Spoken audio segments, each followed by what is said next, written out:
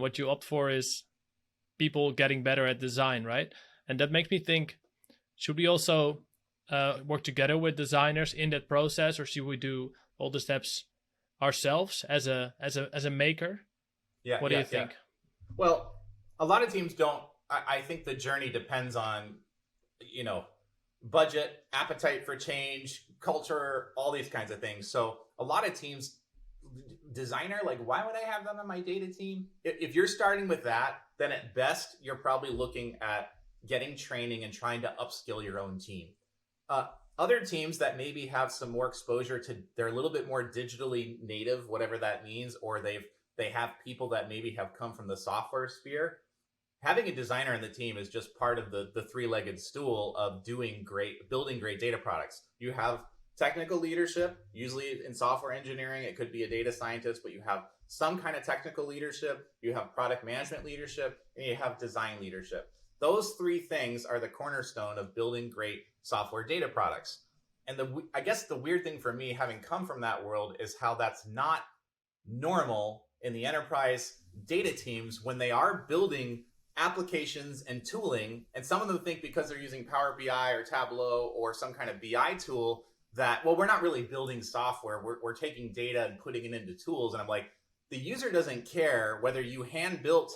They don't even know if Tableau is something you coded or it's a tool. They may not even know they're in Tableau. I don't know. They don't care, right? It has nothing to do with it. So if you're building solutions that are on a screen that involve maybe online and offline things, like imagine a factory floor or some kind of service design thing where decision making is just part of the step, but there's some real world decisions that get made that involve software or looking at screens. Well, you're doing software development. You effectively are. So you can copy the way Silicon Valley does it or the way mature software companies do this, or you can choose not to. And there's a reason why the early hires are in product management, engineering, and design. Most any kind of company that involves humans on the loop, and it's like our customers are human beings and we need the users to understand how to use this stuff in order to value it, they usually have that skill set involved. So you can either hire for it or you can train for it. And I do think that non-designers can, people who are not professionally trained designers can learn this stuff. I've watched it happen. I've seen the change happen before. I'll tell you a little story. This is about Bill.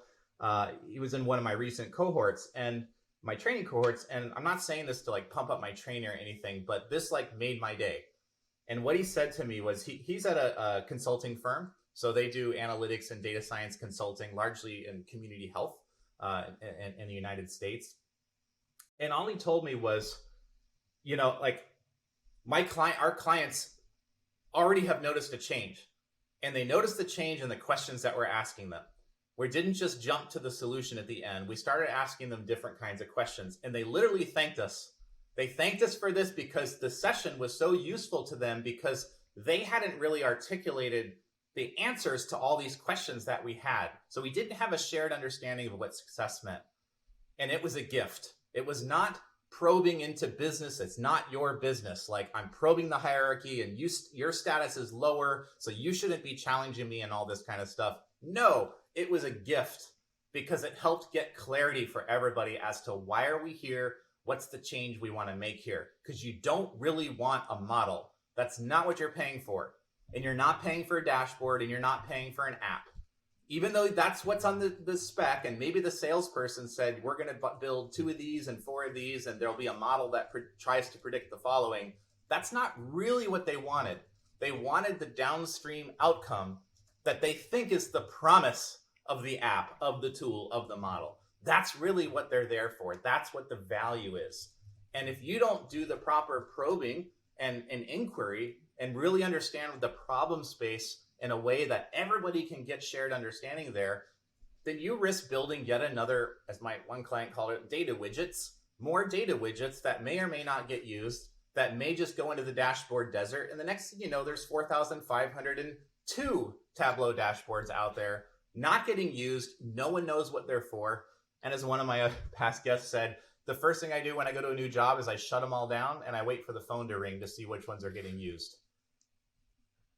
we have no idea who made these things, what they're for, no idea. And I thought that was pretty genius, actually. Like, shut it down. You're going to quickly find out what's mission critical, right? When the phone rings.